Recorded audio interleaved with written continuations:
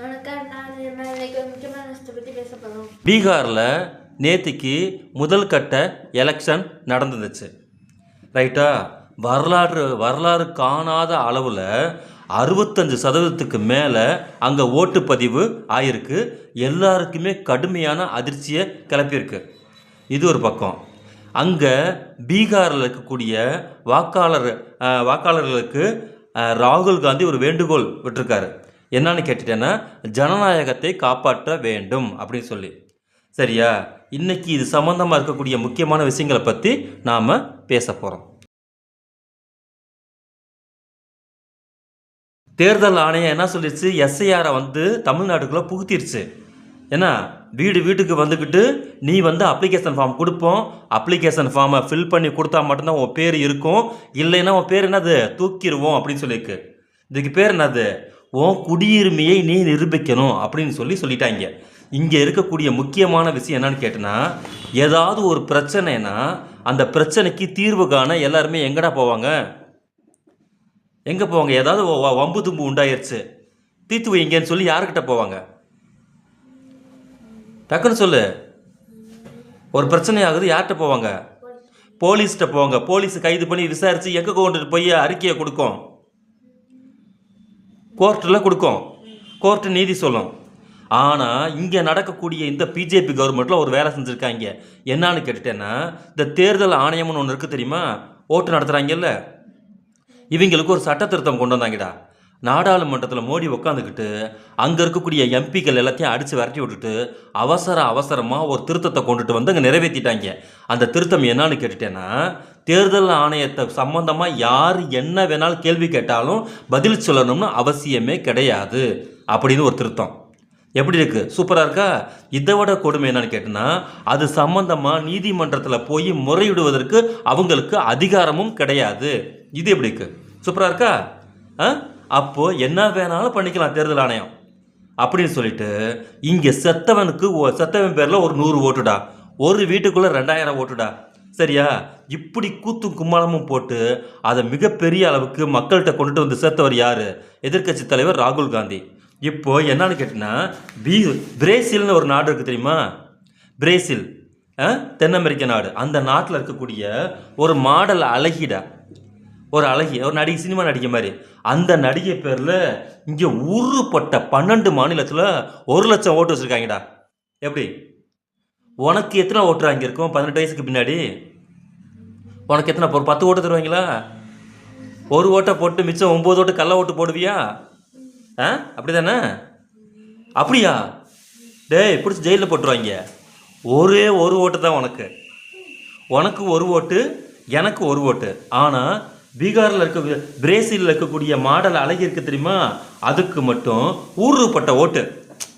இதைத்தான் நேற்று கண்டுபிடிச்சு மிகப்பெரிய அளவிற்கு இந்தியா முழுக்க பயங்கர வைரலாக அந்த ராகுல் காந்தியோட வீடியோ ஓடிக்கிட்டு இருக்கும்போது கூலாக ஞானேஷ்குமார் என்ன சொல்கிறாரு? அப்படிலாம் ஒன்றும் கிடையாது. பயங்கரமாக வாக்குகளை நீ பண்ணியிருக்கக்கூடிய போர்ஜடி ஃபுல்லாக இவ்வளோ விஷயங்களை வெளியில் சொல்லிகிட்டு இருக்காரு. வெளியில் அவர் என்ன சொல்கிறார்? அப்படிலாம் ஒன்றும் கிடையாது. எப்படி இருக்குது தேர்தல் ஜனநாயகம் இந்த நாட்டில்? என்ன நடந்திருக்கு?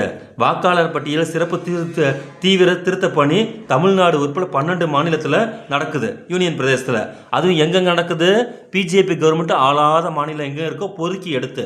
சரியா? அதற்கு கடுமையான எதிர்ப்பு வலுத்து வருகிறது. இந்த நிலையில் என்ன பண்ணி வச்சுருக்காங்க? தமிழ்நாடு கவர்மெண்ட்டு உச்சநீதிமன்றத்தில் போய் கேஸை போட்டாங்க. ரைட்டா? இது இல்லாமல் தமிழ்நாடு, கேரளா, மேற்கு வங்காளம் எல்லா சுப்ரீம் கோர்ட்டுக்கு போய் கேஸ் போட்டாங்க. இந்த பரபரப்பான சூழ்நிலையில் நாடாளுமன்ற மக்களவை எதிர்க்கட்சி தலைவர் ராகுல் காந்தி ஒரு குண்டை தூக்கி திரும்பி போட்டிருக்காரு. என்னன்னு கேட்டேன்னா, தேர்தல் ஆணையத்தின் மீது மிகப்பெரிய ஒரு புகாராக சொல்லி வச்சுருக்காரு. அது என்னன்னா, 2014 மக்களவை தேர்தல் முடிஞ்ச உடனே கர்நாடகா மாவட்டத்தில் மகாதேவபுரா தொகுதியில் 1 லட்சம் வாக்குகளை திருடி இருக்காங்க, முறைகேடாக சேர்த்துருக்குறாங்க அப்படின்னு சொல்லி போன மாதம் ஒரு அறிக்கை விட்டார். அதுக்குமே அவங்க ஒழுங்காக பதில் சொல்லலை.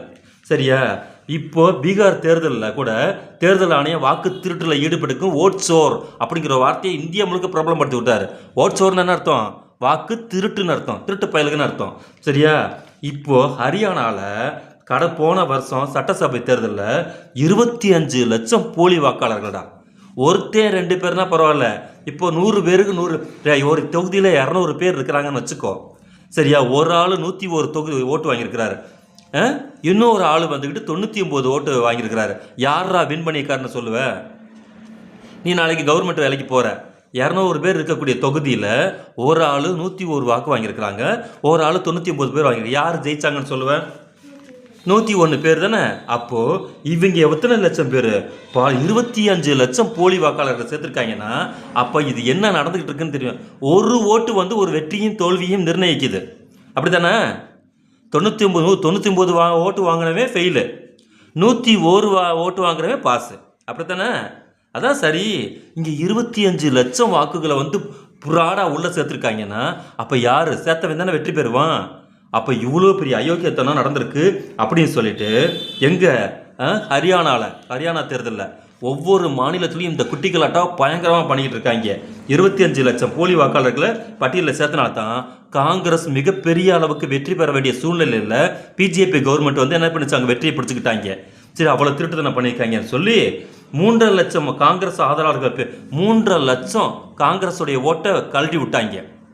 மிச்சம் எத்தனை லட்சம் ஓட்டை? 27 லட்சம் போலி வாக்காளர்களை பிஜேபிக்கு ஆதரவாக சேர்த்துட்டாங்கன்னா அங்கே யாரா வருவா? பிஜேபிக்கு இறந்தானே வருவான். இந்த வேலையை வந்து பண்ணியிருக்காங்கன்னு சொல்லி நேற்று பயங்கரமான வந்து பிரச்சனையை வந்து கிளப்பிட்டாரு. இதில் பிரேசில் நாட்டு மாடல் அழகி ஒருவருடைய ஃபோட்டோவை போட்டு 10 வாக்குச்சாவடியில் 22 வாக்காளர் அடையாள அட்டையில் இருந்தது வெளியிட்டிருக்காரு. உனக்கு ஒரே ஒரு ஓட்டு போடுற அட்டை தானே தருவாங்க. இப்போ எஸ்ஐஆர் வந்திருக்குல்ல, அதை ஒழுங்காக ஃபார்மை ஃபில்அப் பண்ணி கொடுக்கலன்னா உனக்கு துரத்தி விட்டுருவேன்னு சொல்லிட்டாங்கல்ல. இங்கே பிரேசில் நாட்டு அழகி இருக்குது பாரு, இந்த இதான் அந்த அழகி. இந்த அழகி பேரில் ஹரியானாவில் 12 அட்டை கொடுத்துருக்காங்கடா. என்னடா பிரேசில் நாட்டில் இருக்கக்கூடிய ஒரு அழகி இங்கே வந்து ஹரியானாவில் எப்படா ஓட்டு போடும்? இப்படி ஒரு கூத்து பண்ணி வச்சுருக்காங்க. இதை வந்து செய்தியாளர்கிட்ட சொல்லவும் வாக்காளர் அடையாள அட்டையில் ஸ்வீட்டி, சீமா பேர் பாரு, ஸ்வீட்டி, சீமோ, சரஸ்வதி, ராஷ்மி, விம்லா போன்ற பல பேரில் அதே பிரேசில் மாடு அழகியோட பேர் ஃபோட்டோ மட்டும் ஒன்றுடா, பேர் மட்டும் வேறு. பேர் என்னது? ஸ்வீட்டி, சீமா, சரஸ்வதி, ராஷ்மி, விமலா.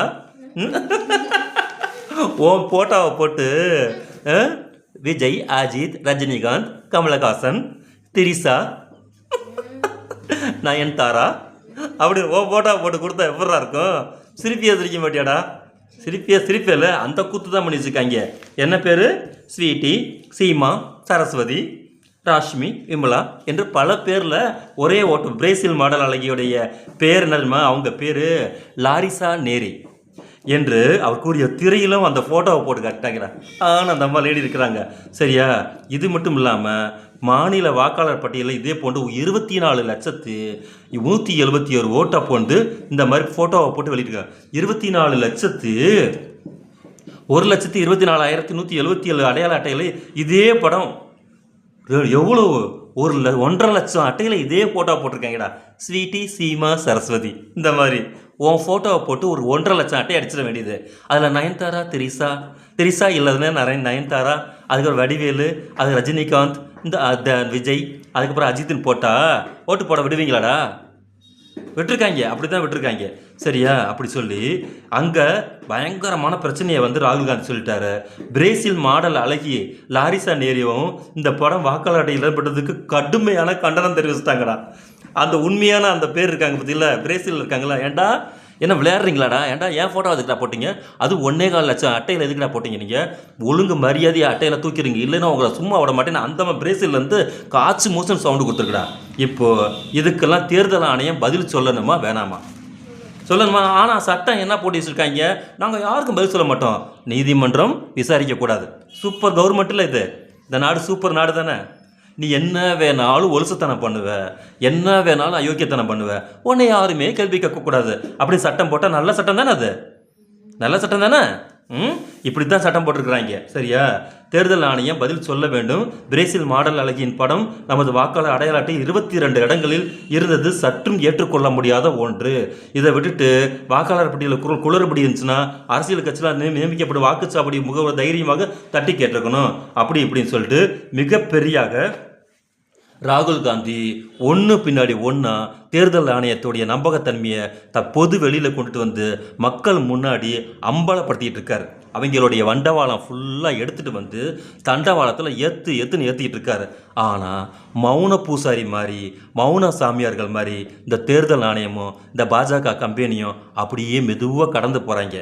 இது நாட்டுக்கு நல்லதா? பதில் சொல் தேர்தல் ஆணையமே, இதுதான் இப்போ இருக்கக்கூடிய முக்கியமான விஷயம். ஆனால் சட்டம் என்ன பண்ணி வச்சுருக்காங்க, பதிலெல்லாம் நாங்கள் சொல்ல மாட்டோம்னு.